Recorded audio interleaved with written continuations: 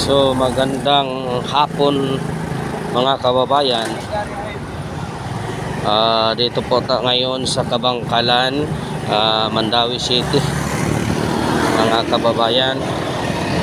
So before tayo mag-proceed sa ating tatalakayin tungkol sa ating bansa, ikaw at ako, may gagampanan tayo mga kababayan. By the way mga kababayan, before tayo mag-proceed, hihilingin ko lang sa iyo bilang tulong mo na rin sa akin, pag-subscribe sa aking channel mga kababayan. Pindutin mo lang yung subscribe button kung hindi pa ka nakapag-subscribe, at i-click ang notification bell para ma-update kita ng video. Tapos panoorin mga aking video, tapos i-like at share mga kababayan. Yun lang ang ihihilingin ko sa iyo mga kababayan. Yun lang ang hinihiling ko sa iyo. Walang ibang ang hihilingin ko sa yung bilang tulong mo na rin sa akin yan mga kababayan. Luzon, Visayas at Mindanao, sa lahat ng nakikinig sa buong mundo, Vietnam, Uzbekistan, Philippines, all the people around the world, please subscribe my channel. So please, you can support my channel mga kababayan. Please, you can post the button subscribe me, and ring the notification bell, and then share and like my video mga kababayan. Vietnam, seems like a Filipino. I saw you before during the time when I was in security staff and SME. So I think I ask your favor.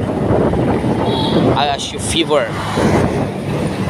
to subscribe my channel to all the people of Vietnam. So good morning, good evening, good afternoon. So hindi ko alam, I do not know what is the time for you now. So before tayo mag-proceed mga kababayan, ito ang ating tatalakayin. Napakainit ang isyu ngayon sa West Philippine Sea. Ito ang pinitukoy nila. Ito napakainit ang gentleman agreement nila President Xi Jinping at dating President Rodrigo Duterte. Bakit yan ang tinitingnan nyo mga kababayan? Hindi nyo ba alam na before pa si President Rodrigo Duterte, may agreement na sila dating President Noynoy Aquino? Ito ay nakikita sa Philippine Inquirer. So bakit hindi nyo yan binabatikos? Yung binabatikos nyo yung mga gentleman agreement. Yung gentleman agreement mga kababayan, bilang isang presidente ng bansa, walang documentation. Walang documentation yan kasi bilang presidente ng bansa, okay ka Mr. President, so ito lang ang gagawin ko at ito lang gagawin nyo, walang galawan lang. So as a friend, ito lang ang gagawin sa namin. Kaya dahil dito may water dispute tayo, pinag-aagawan pa kasi ang sinasabi sa UNCLOS mga kabayan, ito ay hindi tumutukoy na ito na area na isla na yan ay sa Pilipinas. I-inaward niya sa atin pero hindi nasabi na yan na isla yan ay sa inyo. So mayroon pang questionable yan na mga katanungan mga kababayan. Kaya huwag tayong padalos-dalos, lahat na lang mga kamalian ihisisin nyo kay Duterte. Bakit? Itong gentleman agreement ba, ito ba ay nakakasama para sa inyo? Kung tayo ay isang magkaibigan, okay, pare, ito lang ang gagawin ko. Ito rin ang gagawin. Isang gentleman agreement bilang presidente ng isang bansa. Masama ba yan? Sa hindi pa, wala pang gentleman agreement, mayroon nag-agreement sila Noynoy Aquino. Bakit hindi nyo binabatikos si Trillanes? 6 na beses siyang pumunta ng China. backdoor negotiation. O bakit hindi nyo binabatikos? Mga kababayan. Bakit hindi nyo binabatikos?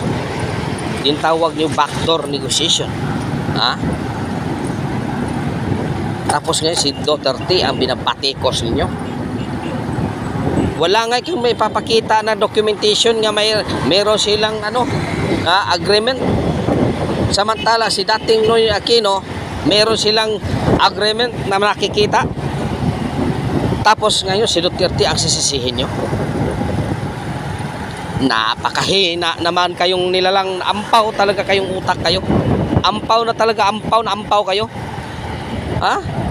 Bakit ang pumunta sa 6 na beses sa China at nakapag-negotiate sa China 6 na beses, bakit hindi nyo pinapa-imbestigahan sa Congress? Kasi ang Congress yan ang trabaho nila kahit binabatikos mo sila, pinaimbestigahan ka kung saan ang source, sinong source mo. Tapos ngayon hindi nyo pinaimbestigahan. Bakit? May tinatago ba? Na hindi pwedeng maibigay, mailantad sa publiko? Mga kababayan, ito ba ang totoo? Ito ba?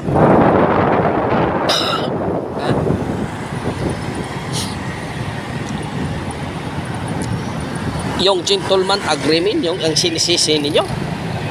Nako naman mga kababayan. Gamitin natin ang utak natin, hindi gamitin natin utak ampaw. Mga ampaw kayo. Mga ampaw talaga kayo. So, by the way mga kababayan, so hanggang dito na lang ang aking tatalakay. Nandito na tayo sa Mandawi, Alang-alang. So, papunta tayong Lapu-Lapu. Lapu-Lapu City tayo mga kababayan. So, hanggang dito na lang ang aking hinihiling sa inyo bilang suporta. Huwag kalimutan, subscribe ang aking channel. Tapos, mga kababayan, maraming salamat sa inyo.